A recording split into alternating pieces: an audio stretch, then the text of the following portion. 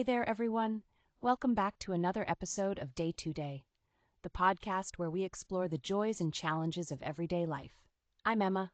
And I'm Alex. Whether it's personal growth, navigating relationships, or just tackling the chaos of the day, we're here to talk about it all and hopefully help you along the way. So grab your coffee, tea, or whatever keeps you going. And let's dive into today's episode. Today we're diving into a pretty sneaky subject, low-frequency noise.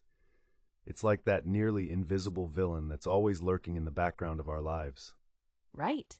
We often don't notice it, but it's ever present. Think about how you're woken up in the mornings not by your alarm, but by the symphony of city sounds, like chirping birds or distant traffic, right? Exactly. But it's not just any noise. It's this specific, insidious low-frequency type that gets under your skin without you even realizing it. You were mentioning that it's like the soundtrack of our daily lives. Yeah. It's those constant background noises on your commute, like the subway or the hum of the elevator. Even the whir of appliances in your home applies. But they can lead to more than just mild irritation. It's fascinating, really. These noises aren't typically loud in the traditional sense, but are potent enough to mess with our health. Totally, they have a strong penetration ability. They travel far and through walls much more easily than high-frequency noises. And it doesn't just stop at disturbing sleep, right? I read that low-frequency noise can also mess with our cognitive functions, like our ability to concentrate. Yes, there was a study on this using mice. And as crass as it sounds, it was like they were all tipsy, stumbling around from balance issues. That's wild. So in real terms, if someone sits under an AC vent at work, they might find it harder to focus on tasks, almost like the noise is sapping their brain power. And aside from cognitive issues, prolonged exposure has been associated with weight gain due to its ongoing stress impact. It's like a hidden pressure that messes with your body without you realizing. It ties back into stress eating. With stress from noise, cortisol levels crank up, pushing people into unhealthy eating habits. There's literally a cycle of noise-induced weight gain. Right? And it's even implicated in cardiovascular issues.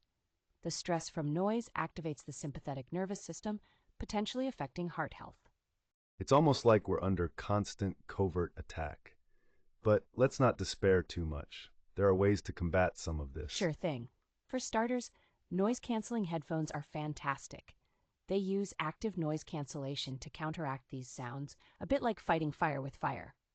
And there's apparently some newfangled earplugs that fit like clay and offer a great seal, perfect for those particularly sensitive to these noises. The key really is awareness. Once we start recognizing these noises, we can take steps, however small, to mitigate the harm they cause. We can't eliminate every noise, but when we understand them, we stop them from ruling our lives at least a little bit. Absolutely. We adapt, and even these small, awareness-driven changes can really improve our well-being. So for our listeners, think about the noises in your life. Are there sounds you've just accepted?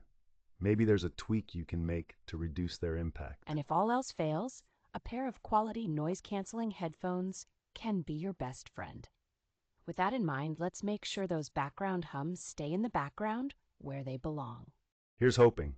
Thanks for joining us in unraveling the mysteries of low-frequency noise. Stay tuned for our next dive into the invisible forces that shape our lives.